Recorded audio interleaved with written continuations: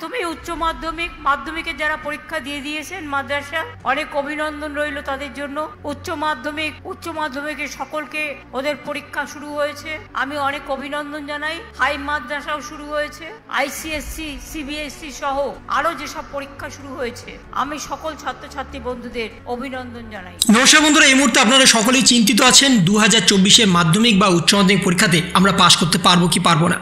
কিন্তু সেই পাশ করা নিয়ে চিন্তার কোনো কারণ নেই। যদি আপনারা কোনো কারণে 18 পেয়ে যান তাহলে কিন্তু আপনারা পাশ করবেন, কিন্তু সেটা ডিপেন্ড করছে আপনারা মাধ্যমিকে নাকি উচ্চ মাধ্যমিকে। মাধ্যমিকের ক্ষেত্রে 18 পেলেও কিন্তু আপনারা পাশ করে যেতে পারেন, কিন্তু উচ্চ মাধ্যমিকের ক্ষেত্রে সেটা শুধুমাত্র থিওরিটিক্যাল পেপারে। প্র্যাকটিক্যাল পেপারে কিন্তু আপনাদের ইতিমধ্যেই 30 বা 20 হয়েছে এবং সেখানে আপনারা যদি 9 বা 7 পেয়ে যান তাহলে কিন্তু আপনারা পাশ করবেন। কিন্তু থিওরিটিক্যাল পেপারে আপনাদের কিন্তু মিনিমাম 30% নাম্বার স্কোর করতে হবে, অর্থাৎ 21 অথবা 24। সেই 21-এর থেকে যদি আপনারা কিছু নাম্বার কমও পান সেক্ষেত্রে কিন্তু আপনাদের গ্রেস নাম্বার দিয়ে দেওয়া হবে। এবং ঠিক সিমিলারলি মাধ্যমিকের ক্ষেত্রেও কিন্তু যদি আপনারা পাস মার্কের থেকে কিছু নাম্বার কম পান সেক্ষেত্রেও কিন্তু আপনাদের সরাসরি পাস করিয়ে দেওয়া হবে গ্রেস নাম্বার দিয়ে। কিন্তু সেটা ডিপেন্ড করছে 3 থেকে 6 নম্বরের মধ্যে। যদি 3 থেকে 6 নম্বরের মধ্যে আপনাদের যদি থাকে তবে কিন্তু পাস করবেন। এবং তার সাথে আরেকটা গুরুত্বপূর্ণ পয়েন্ট হচ্ছে, যদি কোনো সাবজেক্টে আপনারা কম পান এবং যদি কোনো সাবজেক্টে আপনারা বেশি পান এবং টোটাল নাম্বারটা যদি আপনাদের পাস মার্কের কাছে চলে যায় তাহলে কিন্তু আপনাদের পাস করিয়ে দেওয়া হবে। এটা কিন্তু মাথায় রাখবেন। পাস করেনি কিন্তু আপনাদের বর্তমানে চিন্তার কোনো কারণ নেই, কিন্তু তার সাথে উচ্চ মাধ্যমিকের জন্য রুলস অ্যান্ড রেগুলেশন আছে।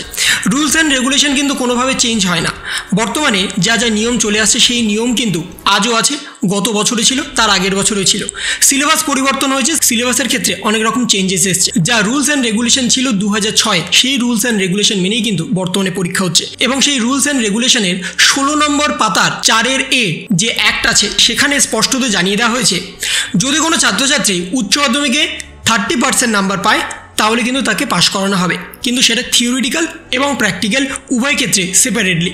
কিন্তু আর একটা এখানে নির্দিষ্টভাবে বলে দেওয়া হয়েছে, যাদের যাদের এনভায়রনমেন্টাল এডুকেশন আছে তাদের কিন্তু স্কোর করতে হবে 30%, প্র্যাকটিক্যাল এবং প্রজেক্ট মিলিয়ে যদি বোথ 30% হয় তাহলে কিন্তু তারা পাস করে যাবে। অর্থাৎ এনভায়রনমেন্ট এডুকেশনের জন্য তাদের কিন্তু শুধুমাত্র 30%, প্র্যাকটিক্যাল এবং থিওরি দুটো মিলিয়ে 30%, কিন্তু বাকি সাবজেক্টের জন্য তাদের সেপারেটলি 30% করে পেতে হবে। 21 বা 24 থিওরিটিক্যাল পেপারে এবং তার সাথে প্রজেক্টের ক্ষেত্রে 9 বা 7 এই নাম্বার পেলে তারা কিন্তু পাস করে যাবে। শুধুমাত্র এনভায়রনমেন্টাল এডুকেশনের জন্যই কিন্তু এই নিয়মটা আছে, যেটা 2006 রুলস অ্যান্ড রেগুলেশন ছিল। সেই রুলস অ্যান্ড রেগুলেশন মেনেই কিন্তু আজও এই পরীক্ষা হয়েছে এবং আজও আপনাদের সেই কিন্তু রুলস অ্যান্ড রেগুলেশন মেনে খাতা দেখা হবে। শুধুমাত্র যাদের এনভায়রনমেন্টাল এডুকেশন আছে তাদের কিন্তু ওভারঅল 30% পেলে তারা পাস করবে। তাহলে বর্তমানে আপনারা যদি কম নম্বর পান তাহলেও কিন্তু আপনারা পাস করবেন, কিন্তু সেটা ডিপেন্ড করছে আপনাদের কতটা কম নম্বর হচ্ছে।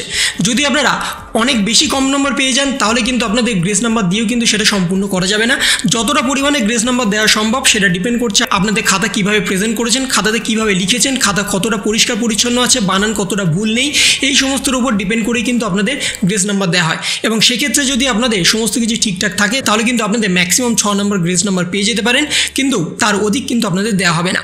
তাহলে এই ছিল একটা ছোট্ট ইনফরমেশন আপনাদের সকলের জন্য। যদি আপনাদের ভিডিওটা ভালো লেগে থাকে তবে লাইক করুন, শেয়ার করুন এবং অবশ্যই সাবস্ক্রাইব করুন। তার পাশাপাশি আপনার মতামত কমেন্টের মাধ্যমে জানান। ভালো থাকুন, সুস্থ থাকুন, ধন্যবাদ।